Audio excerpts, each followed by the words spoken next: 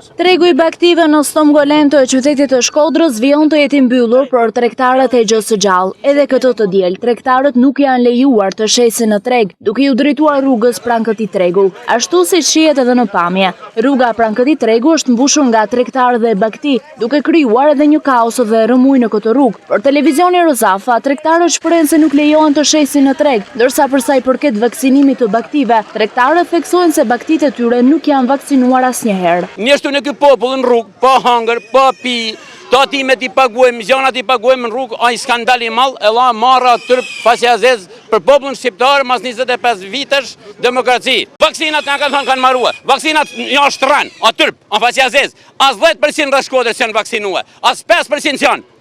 Marko Adash prezidit e hapun, se ku i marrin bosat, din bosat, tregtarët e mloj ku i marrin blegdorin. Problem për tregtarët a ballë, se populli s'ka qashtu, këta e kanë pezullu ma tepër për saj përket tregtarëve mishit që marrin mish jashtë, edhe duhen me shit ata mish atëherë me liru tregun se ndryshe të bojnë. S'ka ardhë kush më bën vaksina në fshat ala. Asë njeri. Ne na kanë thonë herë hop tregu këtu, hop aty. Në vinë polisë në kapin, sit një herë anej, herë kënej rrugash, hopten. Por në atje shiten, këtu nuk shiten. Ja pun politiket. I na ta shtremu i rrugash. Ne i kanë ugull për i qopë bukë për fmi. Kur qa vaksinet së mgarva.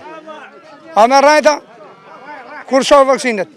Pavarësisht se Ministria Bujqësisë lajmëroi për hapjen e tregjeve dhe thertoreve pas kryerjes edhe të vaksinimit të baktive në të gjithë vendin, duke se një lajmërim i tillë nuk ka qenë për tregun në Stom Golem të qytetit të Shkodrës. Përveç rrëmujës, shitja e baktive në rrugë krijon edhe rrezik për përhapjen e sëmundjeve, ku këto bakti shiten mes pluhurit dhe të nxehtit në mes të rrugës, pa kushtet minimale për një tregtim normal.